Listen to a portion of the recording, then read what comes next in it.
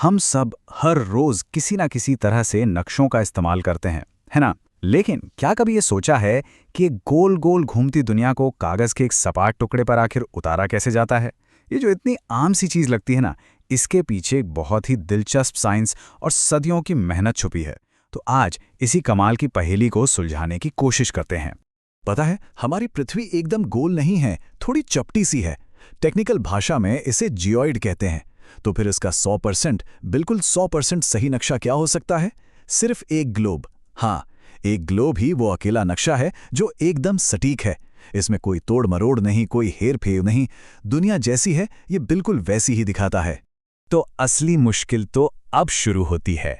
यही वो पहेली है जिससे कार्टोग्राफर्स यानी नक्शे बनाने वाले एक्सपर्ट्स सदियों से जूझ रहे हैं कि एक 3D गोले को एक 2D यानी सपाट सतह पर आखिर लाया कैसे जाए। अच्छा, तो इस चैलेंज को जरा और करीब से देखते हैं।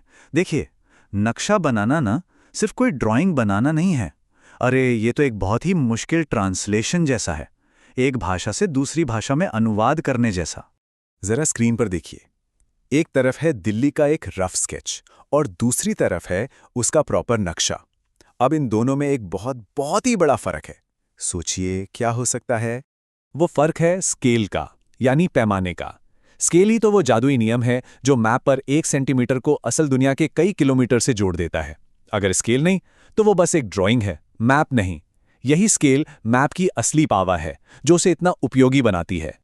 और बस यहीं से मैप की एक तरह की फॉर्मल डेफिनेशन निकल कर आती है कि मैप क्या है। ये हमारी धरती या उसके किसी हिस्से का एक छोटा मॉडल है जिसे कुछ सिंबल्स और चुनी हुई जानकारी के साथ एक फ्लैट सरफेस पर दिखाया जाता है। ये सिर्फ तस्वीर नहीं है, ये चुनी हुई जानकारी का प्रदर्शन है।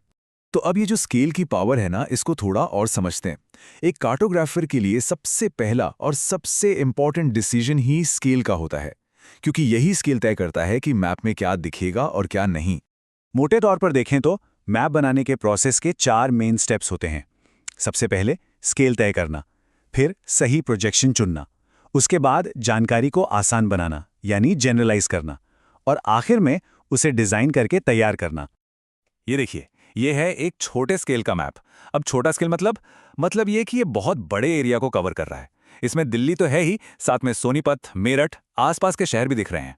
तो जब एरिया बड़ा होता है तो स्केल को छोटा कहते हैं और डिटेलिंग कम हो जाती है। अब देखिए, जैसे ही हम स्केल को बड़ा करते हैं क्या होता है? देखा, बाहर के शहर गायब। अब पूरा फोकस सिर्फ दिल्ली पर आ गया है।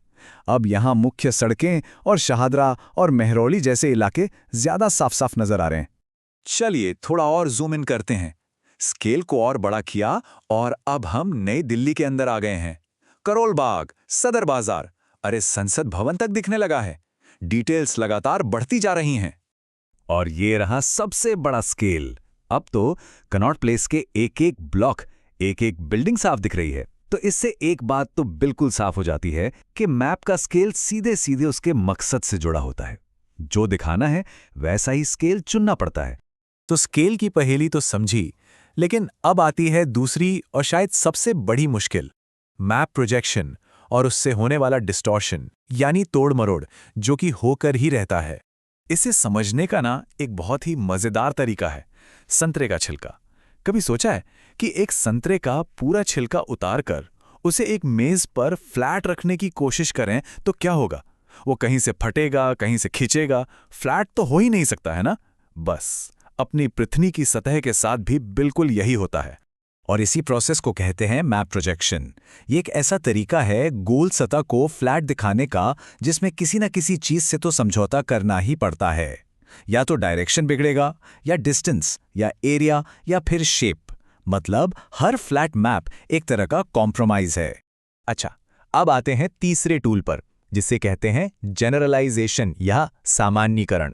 समझ लीजिए कि हर मैप असलियत का एक एडिटेड वर्जन होता है जिसे एक खास मकसद से बनाया जाता है। मतलब मैप बनाने वाले को यह फैसला लेना पड़ता है कि क्या दिखाना है और क्या छोड़ना है। अगर हर छोटी बड़ी गली दिखा देंगे तो मैप एकदम खिचड़ी बन जाएगा, है ना। तो मैप को साफ सुथरा रखने और उसके मकसद को पूरा करने के लिए ये बहुत जरूरी है। और बताएं मजे की बात क्या है, ये जो सारे चैलेंज है ना, स्केल, प्रोजेक्शन, ये कोई नए नहीं है। नक्शे बनाने का काम तो सदियों बल्कि हजारों साल पुराना है। सबसे पुराना मैप जो हमें मिला है वो करीब 2500 साल ईसा पूर्व का है, मेसोपोटामिया की एक मिट्टी की टैबलेट पर। फिर टॉलमी जैसे ग्रीक और अरब स्कॉलर्स ने इसकी साइंस की नींव रखी। फिर जब खोज का युग आया तो नेविगेशन के लिए मैप्स की जरूरत फिर से बढ़ गई। 19वीं-20वीं सदी में तो हवाई फोटोग्राफी ने सब कुछ बदल दिया, एक्यूरेसी एकदम बढ़ गई। और आज तो जीआईएस और डिजिटल मैपिंग की वजह से ये कमाल की टेक्नोलॉजी हम सबके हाथों में है। तो इतनी सारी बातें समझने के बाद हम कहाँ पहुंचे? इस सब का मतलब क्या निकलता है? सार क्या है? सबसे जरूरी बात यह है कि कोई भी मैप सिर्फ दुनिया की एक तस्वीर नहीं होता। नहीं, वो दुनिया को देखने का एक नजरिया होता है।